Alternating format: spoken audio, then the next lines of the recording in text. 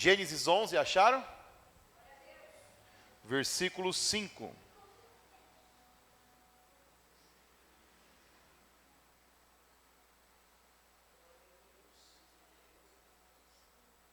Diz assim na versão NVI: O Senhor desceu para ver a cidade e a torre que as pessoas estavam construindo. Vou reler. O Senhor desceu para ver a cidade e a torre que as pessoas estavam construindo. Feche os seus olhos, curve sua cabeça, vamos orar? Pedir para que Deus venha falar conosco nessa noite. Pai, em nome de Jesus, graças nós te damos.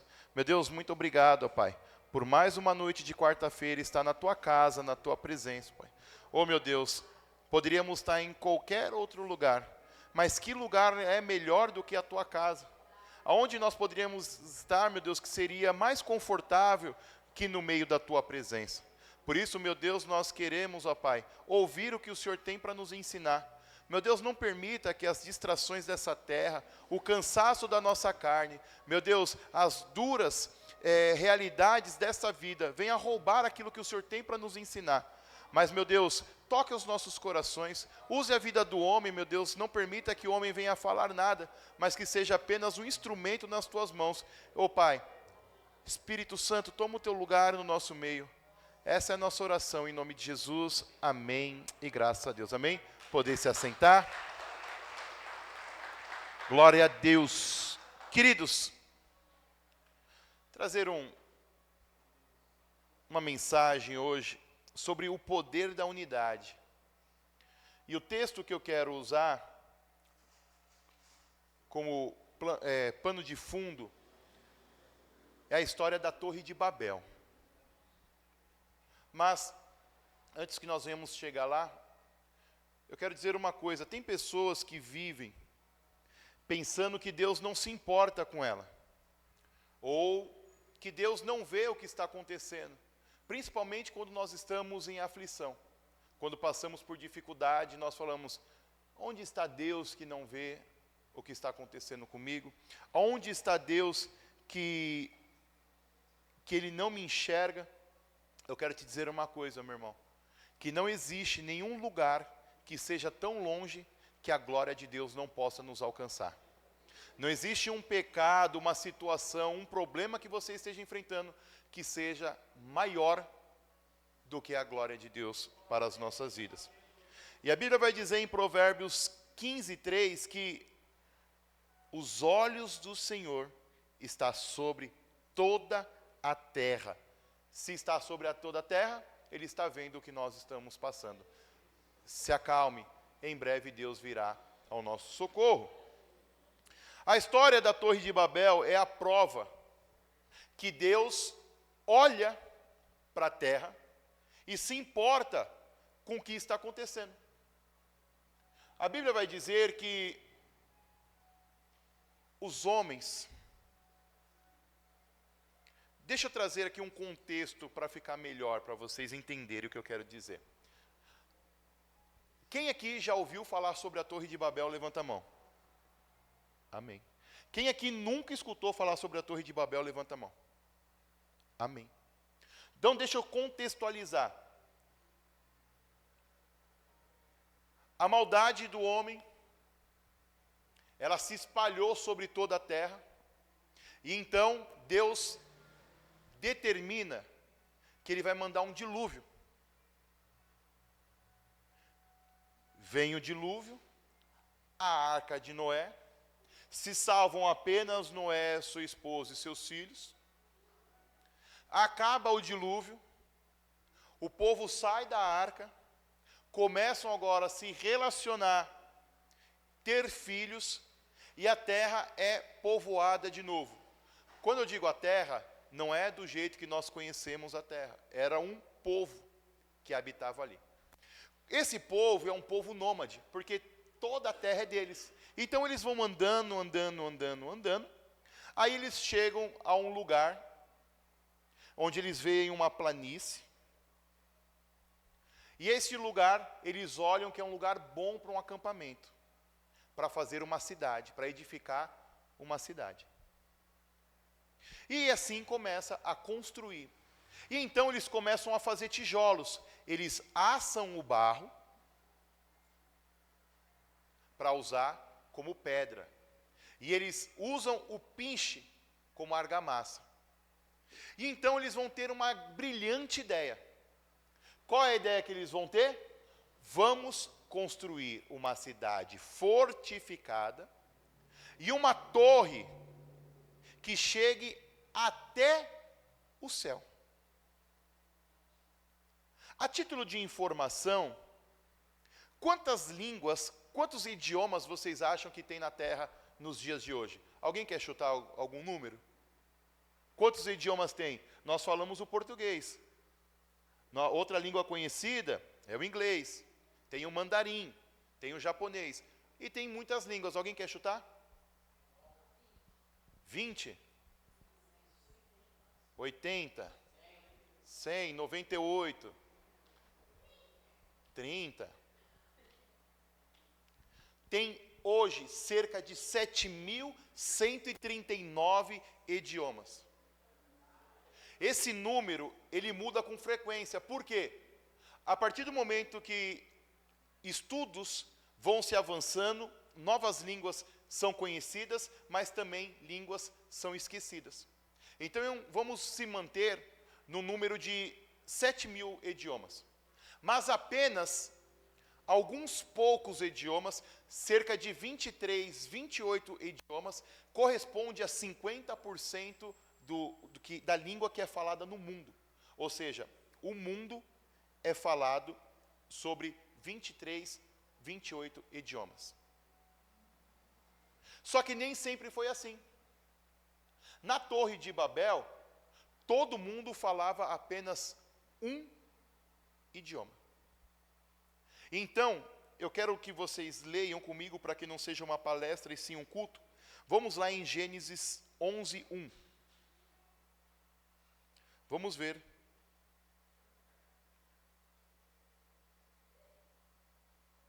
Para nós termos base bíblica do que nós estamos pregando aqui nessa noite.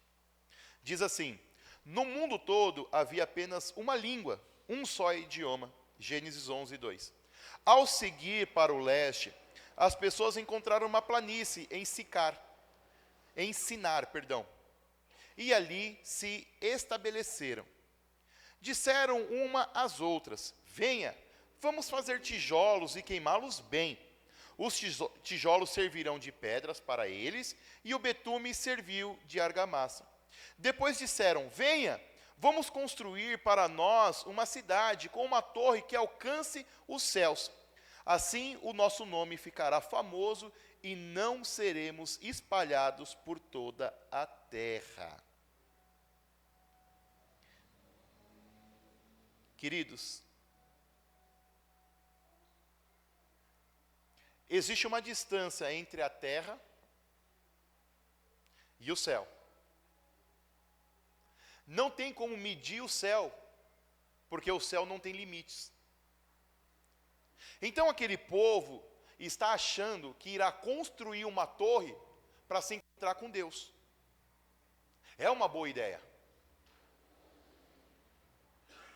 Hoje existe uma medida que ela serve como referência da terra para o céu.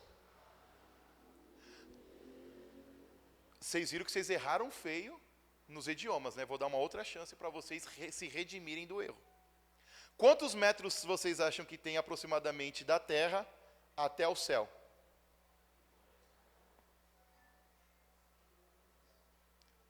Não estou ouvindo. 1 trilhão. Isso foi um chutaço mesmo, né? Como eu disse, o céu não tem limites, mas existe uma linha que nós podemos colocar como referência.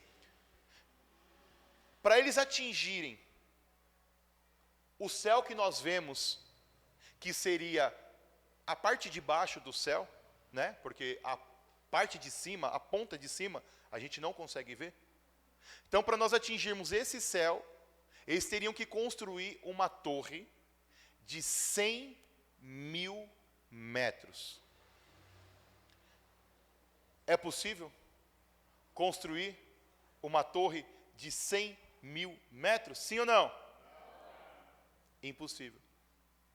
Mas isso não mudou absolutamente nada.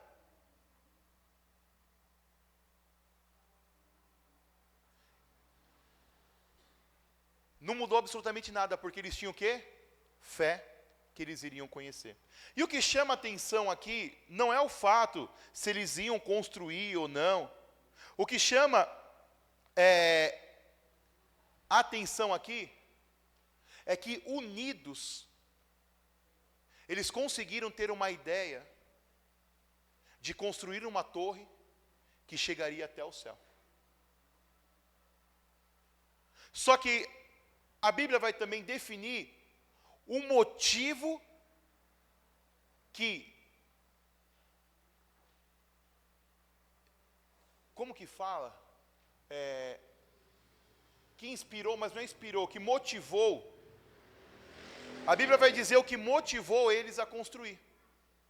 E a Bíblia vai dizer o seguinte: vamos construir algo para que o nosso nome seja grande e que nós nunca venhamos ser espalhados na terra. A primeira coisa que eu quero falar com vocês aqui nessa noite, quais têm sido as motivações que você tem trabalhado para construir alguma coisa? Todos nós aqui estamos na terra e estamos construindo alguma coisa. Uns estão construindo um ministério. Nós temos aqui obreiros, nós temos membros. Nós queremos construir uma igreja sólida aqui neste lugar, aqui nesse prédio. Mas quais são as nossas motivações? O que nos leva, o que nos move a sair da nossa casa, a ter trabalhado o dia todo e vir aqui e pregar o Evangelho? O que nos motiva a nos unir como igreja, a arrecadar recursos financeiros para pagar o aluguel desse prédio, para pagar a luz desse prédio? Qual é o motivo? Você todos os dias sai da sua casa e vai trabalhar. E qual é o motivo de você fazer isso? Você casa, você compra um carro, você compra uma casa, você compra um apartamento, e qual é o motivo que faz você fazer isso? A Bíblia vai dizer que aquelas pessoas, elas não fizeram nada de errado. Elas conversaram entre si e decidiram edificar uma coisa. Parece uma coisa inocente, parece uma coisa simples. E sim, de fato é. Mas o problema não era na construção. O problema é o que estava por detrás. Você pode estar querendo construir muitas coisas, mas o que te motiva? E eu quero falar um pouco também sobre nós que queremos levar o nome de Jesus, levar o Evangelho à próxima geração. O que nos motiva? Você que exerce um cargo de liderança na igreja, o que te motiva você vir aqui? É porque tem pessoas que estão abaixo de você? É porque tem pessoas que estão no seu time? Se essa for a motivação, meu irmão, você está indo para o lado errado. A motivação nossa, como obreiros da casa do Senhor, é levar um Jesus que nos resgatou no lamaçal do pecado, onde nós não valíamos nada, as pessoas não acreditavam em nós, e Ele foi lá e acreditou. Hoje você está aqui lavado e remido pelo sangue do Cordeiro, e pelo milagre da cruz, você vai ser salvo. E o que nos motiva, porque nós queremos encher essa igreja, mas alguém está nesse plano aí? Mas qual é o real motivo? Queridos, como seres humanos, nós somos tentados todos os dias a trabalhar pelos motivos errados. Você vai trabalhar e você quer dinheiro. E glória a Deus por isso, é isso mesmo, meu irmão. Todos os dias você tem que colocar a faca nos dentes e ir trabalhar. Mas qual é o real motivo que faz você trabalhar? Se for apenas por ter dinheiro, eu quero te dizer que a sua luta, ela é vazia. A sua luta é muito triste, porque eu conheço pessoas que têm dinheiro, mas não têm um principal, não tem Jesus.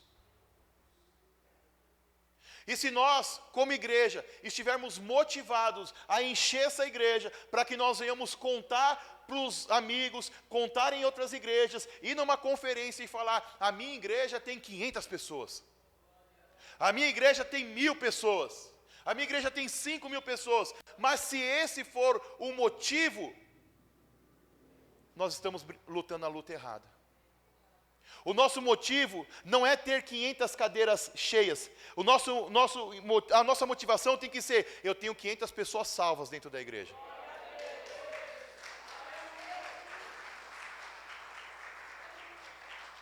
Eu tenho 50 pessoas na igreja, mas eu tenho 50 pessoas salvas. Se nós não... Porque eu creio, igreja, que o Brasil está sendo favorecido. Igrejas de pastores que, não vou falar pastor A, B, C ou D, mas está aí, a mídia está aí, você pode pesquisar, você é uma pessoa inteligente.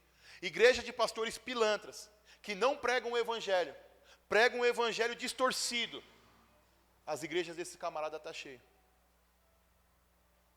Então eu creio que existe um derramar da graça de Deus sobre o Brasil. E eu creio que por essa graça, Deus irá encher essa igreja. Porém,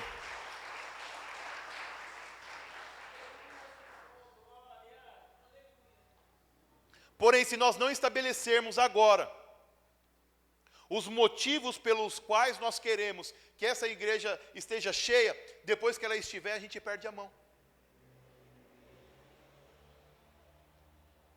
Você quer ganhar a sua família. Você quer trazer a sua família para a igreja. Mas qual é o real motivo disso? Parece ser uma coisa boa, assim como a construção. Mas Jesus precisa ser o alicerce de tudo. Aquelas pessoas, elas começaram a construir uma obra que elas nunca fariam. Elas nunca conseguiriam chegar até o céu. Mas elas começaram a construir de maneira errada. E a maneira errada não é porque o tijolo estava muito assado ou pouco assado.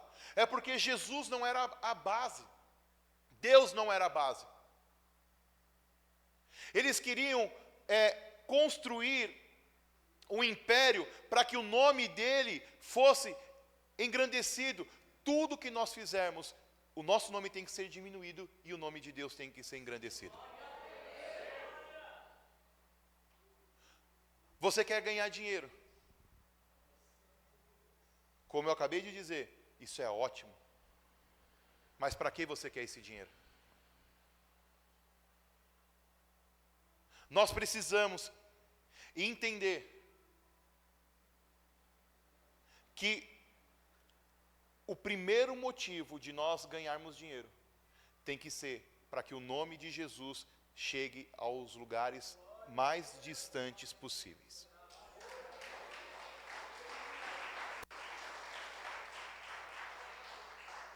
Porque se a nossa primeira motivação de ganhar dinheiro for, eu quero alcançar o meu primeiro 1 milhão, eu quero alcançar minha primeira centena de milhão, querido,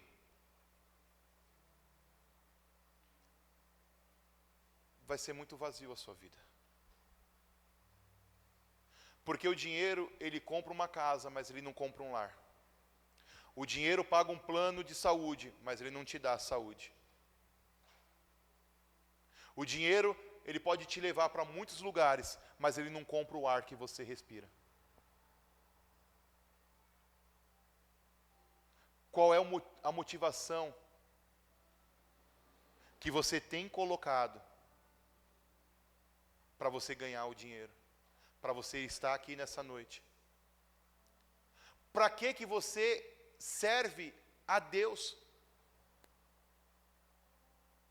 Parece uma coisa meio doida de você se pensar, mas você precisa Por que eu sirvo a Deus? Queridos, você pode ter vindo para a igreja por qualquer motivo. Uma doença, uma falência, um desemprego, uma dificuldade financeira. Mas depois que você vem para um ambiente de igreja, onde você escuta a verdade, as escamas dos seus olhos, elas precisam cair para que você enxergue a verdadeira motivação de você estar aqui na igreja. E qual é? Eu não valia nada, Jesus me amou, hoje eu sou uma nova criatura, e agora eu vou no mundo pregar Jesus que salva, que liberta e que transforma. Porque senão você vai ficar numa corrida de ratos, num ciclo vicioso, aonde eu quero um carro, aí Deus te abençoa e te dá um carro. Aí eu quero uma casa, Deus te abençoa e te dá uma casa. Aí você já não quer mais aquele carro, porque aquele carro já não é mais legal, já não é mais do ano, aquele carro está dando problema. Aí o que você vai fazer? Deus, eu quero um outro carro. Aí sua família cresce, você casou, agora você tem filhos. Aí aquela casa já não cabe, não comporta mais com conforto a sua família, e você quer uma outra casa. E você passa a vida inteira aqui na terra, perdendo tempo com coisas que vai ficar tudo aqui. Já parou para pensar, meu irmão, que um dos homens mais ricos do mundo, que já viveu aqui, foi Salomão. Sabe o que aconteceu com esse homem? Muito rico, muito sábio. Morreu. Recentemente, perdemos o ícone da TV brasileira. Quem é? Ou quem era? Muito rico. Mas o que aconteceu com ele?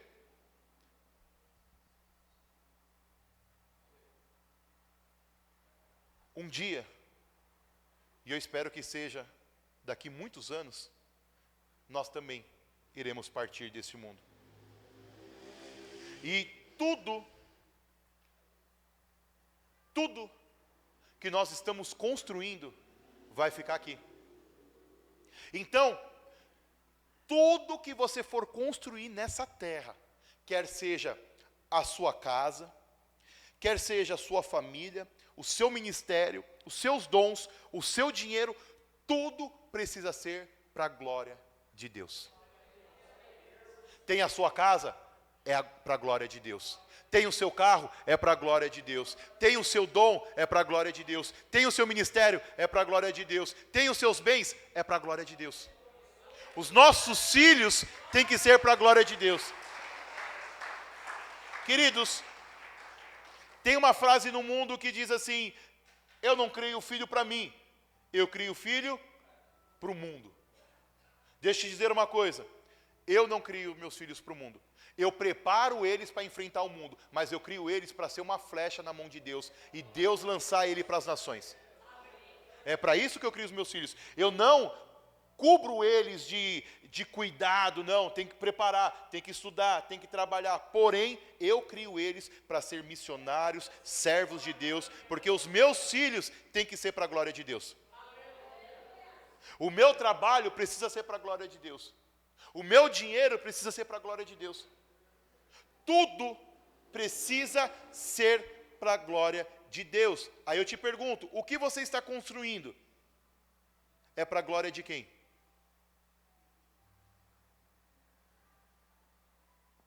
Os seus filhos. Você criou muito bem os seus filhos. Seu filho é formado, sua filha é formada. E você se enche de orgulho. E parabéns, tem que se orgulhar mesmo. Mas a glória precisa ser para Deus. Queridos, eu quero te dizer uma coisa. Eu pego no pé dos meus filhos e me esforço bastante para que eles estudem num bom colégio. Eu não ando com o carro que eu quero para pagar a prestação da escola dos meus filhos. Só que quero dizer uma coisa. Eu não quero um filho médico. Eu quero um filho servo de Jesus. Eu não quero uma filha advogada. Eu quero uma filha temente ao Senhor Jesus. Se nós estamos criando os nossos filhos para serem bem-sucedidos só aqui nessa terra, nós estamos errando o nosso projeto de família. Tudo precisa ser para a glória de Deus.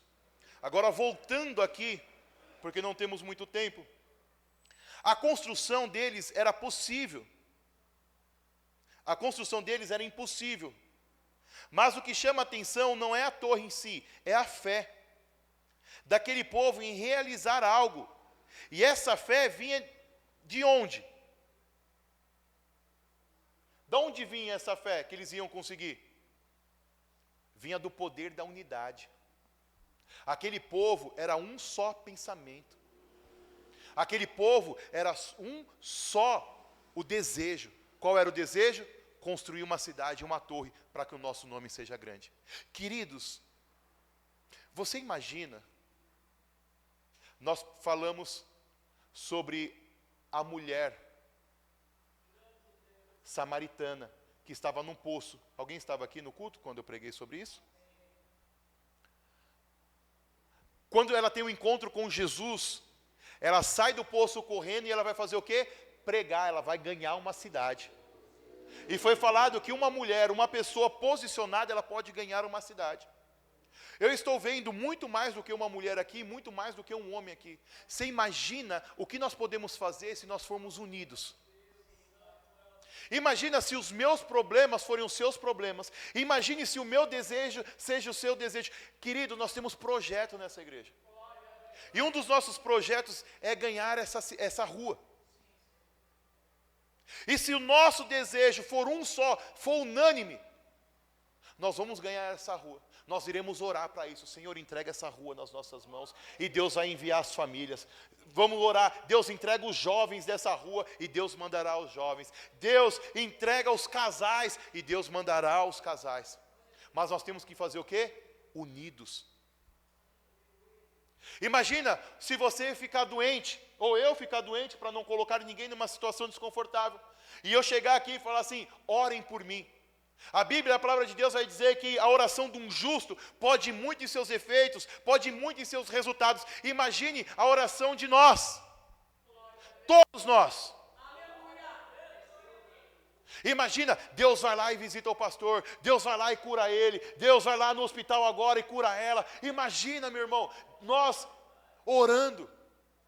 Jesus vai contar uma parábola. E um dia eu perdi uma luta. Um dia eu orei muito por uma coisa e Deus falou não. Alguém já orou muito por uma coisa e Deus falou não aqui? Só uma ou duas vezes no máximo, né? É gostoso, sim ou não? Não. E um dia esse não de Deus foi tão forte que abalou as minhas estruturas da fé. E eu falei, não adianta mais orar. Porque a vontade de Deus é absoluta, Ele vai fazer o que Ele quiser. Só que um dia, o Espírito Santo me levou para uma passagem, muito conhecida, mas você acaba esquecendo, por causa das tristezas e dores dessa vida.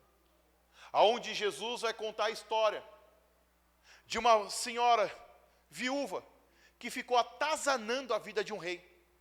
E ela perturbou tanto a vida daquele rei. E a Bíblia, ela é linda, porque ela vai dizer assim: esse rei não temia nem os homens e nem a Deus. Mas aquela mulher atazanou tanto que aquele homem foi lá e socorreu ela. E Jesus vai falar: se os homens conseguem escutar, imagine o que Deus vai fazer se você pedir. Isso é minhas palavras, mas o texto quer dizer isso.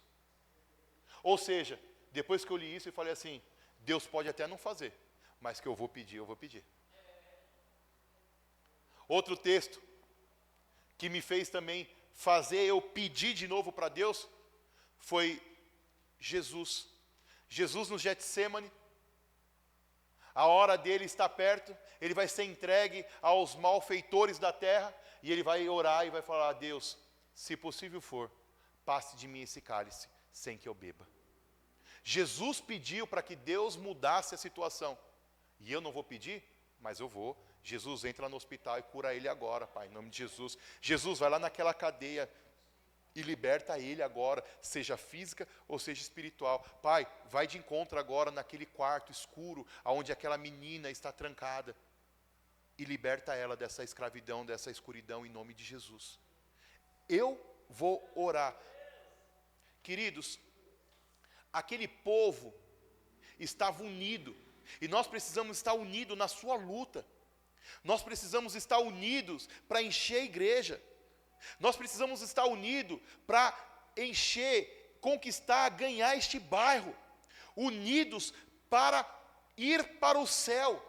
A minha família junto da sua família. Essa tem que ser a nossa oração. Querido, essa é a minha motivação de pregar o Evangelho. Esse negócio de ir para a montanha, descer da montanha, ir em encontro, em conferências, querido, tudo isso não é para benefício próprio. Isso tudo é para abençoar a vida de outras pessoas. A faculdade que eu fiz, o valor investido, o tempo investido, tudo isso foi para abençoar a sua vida, abençoar a vida do seu marido, dos seus filhos. Só que isso não pode parar em mim, isso tem que vir também de vocês. A real motivação não é para ser uma igreja cheia e bonita. A real motivação é saber que o seu cônjuge vai para o céu junto com você. Que essa cadeira que hoje não está ocupada, ela está reservada para o seu filho, para a sua filha, para o seu marido, para o seu pai, para a sua mãe. Essa é a nossa motivação aqui da igreja, como pastores. Unidos, nós podemos fazer grandes coisas. O poder da unidade, ela pode transformar, porque se nós não formos unidos em coisas dessa terra, as coisas vão passar. Mas se nós estivermos unidos em Jesus Cristo, não vai passar. Nós não iremos perder a motivação, porque o que nos motiva não são coisas dessa terra. Querido, se você veio para Jesus por causa dos bens financeiros, quando você receber, o que vai restar para você? Você veio por causa de uma casa, você veio porque o seu casamento estava com problema, você tinha muita briga no casamento, ou o seu marido estava envolvido em consumo de pornografia, bebida, droga, vícios, ou você, sei lá. Se essa for a sua motivação inicial, ok, porque a palavra do Senhor diz, vende a mim como estás. Então você pode vir da maneira que você quiser, mas você precisa abrir os seus ouvidos e abrir os seus olhos para você enxergar o verdadeiro evangelho. O verdadeiro evangelho não é coisas, é salvação. Porque se você tiver a melhor casa aqui na terra e não morar no céu, não valeu nada. Mas se você morar na pior casa, se você morar como o mendigo, e naquele dia, Lázaro foi para o tormento e o mendigo foi para o seio de Abraão, valeu a pena.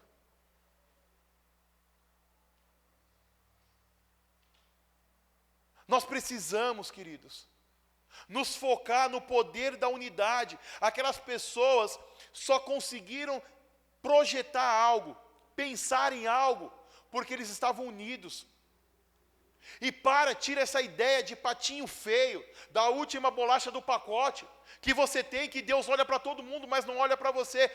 Em Provérbios, que nós lemos 15:3, diz que os olhos do Senhor estão sobre a terra. Ele sabe exatamente o que você está precisando, Ele sabe exatamente do que você necessita, e em breve Ele virá ao seu socorro. A palavra do Senhor diz, um homem que estava muito aflito na terra, ele vai falar o seguinte, eu sei que o meu Redentor vive, e em breve ele virá ao meu socorro.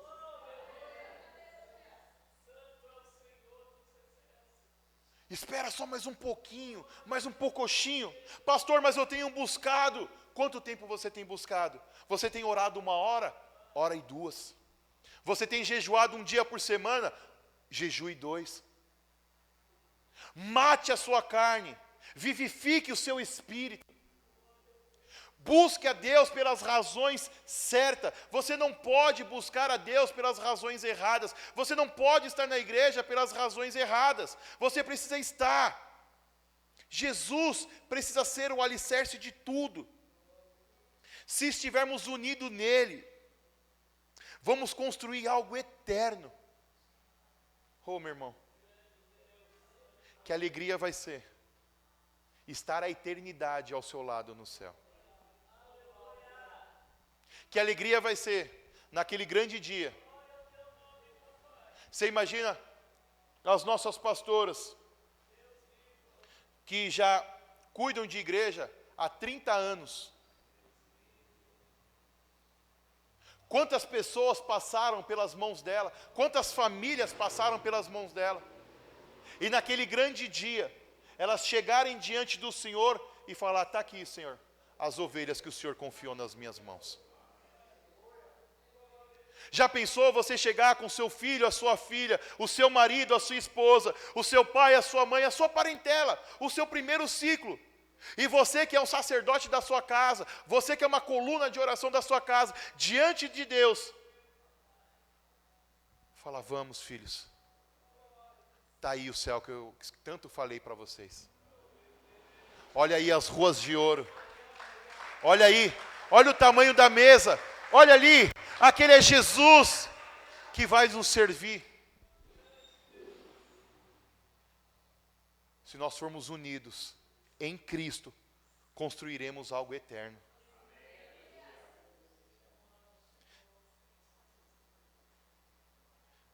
Sabe, queridos, em Cristo nós podemos ter uma fé inabalável.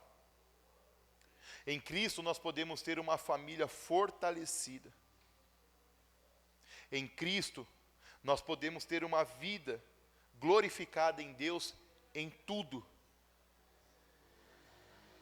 Mas em Cristo nós podemos ter uma igreja cheia e fortalecida pelo Espírito Santo.